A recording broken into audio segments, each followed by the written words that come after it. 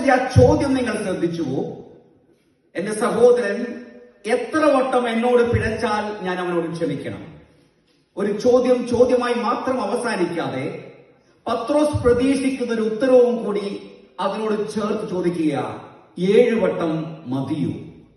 യഹൂദന്റെ ജീവിതചര്യയുമായി നോക്കിയാൽ ഒരുവൻ എനിക്ക് വിരോധമായി 3 പ്രാവശ്യം വന്നിട്ടും ഞാൻ അവനോട് ക്ഷമിക്കുന്നു എങ്കിൽ 4-ാം വട്ടം വീണ്ടും വിരോധമായി വന്നാൽ അവനെ പ്രതിരോധിക്കുവാൻ, അവനോട് പ്രതികരിക്കുവാൻ യഹൂദന്റെ ജീവിതചര്യ ഒരുവനെ അനുവദിക്കുന്നുണ്ട്.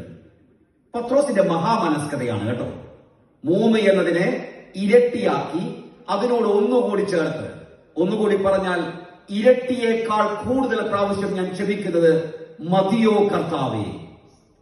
യേശു പറയുകയാ 7 അല്ല 77 പ്രാവശ്യം.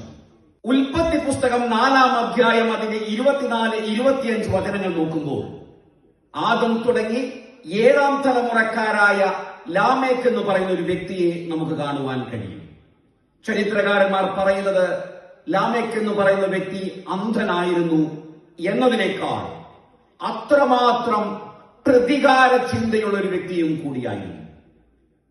ഉൽപ്പത്തി പുസ്തകം 4-ാം അധ്യായം അതിന് 24-ാം വചനം ഇങ്ങനെ പറയുകയാ, കായന്റെ പ്രതികാരം 7 മടങ്ങാണ് എങ്കിൽ ലാമേക്കിന്റേത് 77 മടങ്ങാണ്. യേശു കർത്താവ് പറയുകയാ, പ്രതികാരവുമായി സഹോദരൻ എത്ര പ്രാവശ്യം വരുന്നുവോ അത്ര പ്രാവശ്യം നീ ക്ഷമിക്കണം. പ്രതികാരം 7 മടങ്ങാണ് എങ്കിൽ നീ 7 മടങ്ങ് ക്ഷമിക്കണം. 77 മടങ്ങാണ് എങ്കിൽ 77 മടങ്ങ് ക്ഷമിക്കണം. The forgiveness should be uncountable and ongoing.